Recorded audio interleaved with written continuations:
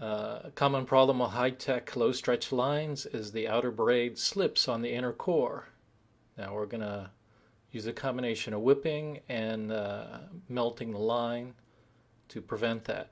Just take a loop and make nice parallel whipping around over the top of the loop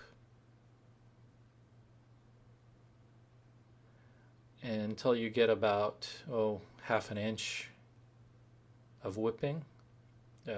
Going any further than that makes it very difficult to get it really, really tight, which is what you need for it not to slip.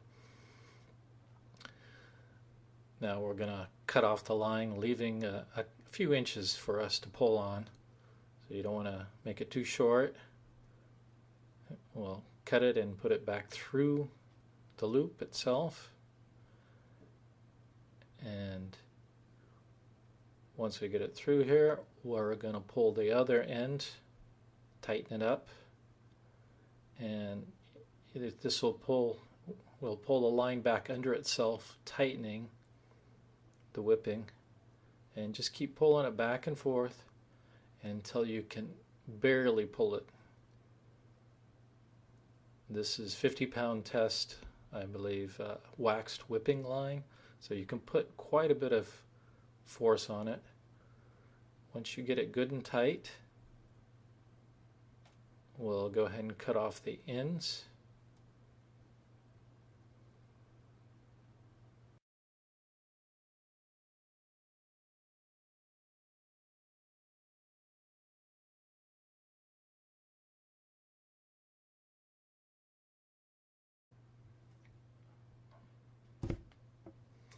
Now, using a candle, we'll slowly melt the outer core, and we'll give it a little bit of a twist.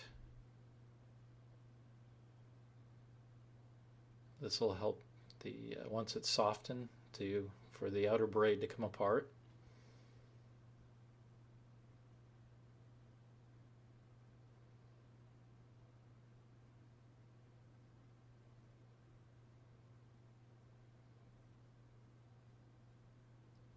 Try and do this without catching on fire. It's not easy to do. Okay, once the outer braid is fully melted in two, we're going to go ahead and cut. There's a tough cover on the inner parallel core that doesn't melt very easily. So the best thing to do is to go ahead and cut that right up next to where your whipping is. And once you get it cut, we're going to slide that inner cover over, and we're going to continue melting the parallel core. Now the idea is to try and get the outer braid and the inner parallel core to melt together. So as you melt, you kind of twist it and push it against itself. You want it to make a nice kind of ball-like shape where it's all melted together, and just keep twisting and heating, and it'll gradually melt all the way in two.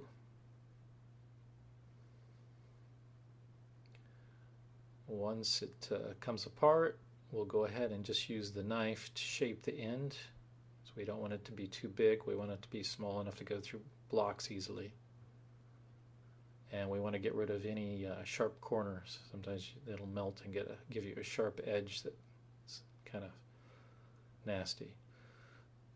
If you don't like the shape of it, you can always reheat it and then shape it some more with a knife. There's a couple edges on there that I don't like, so I'll go ahead and do that.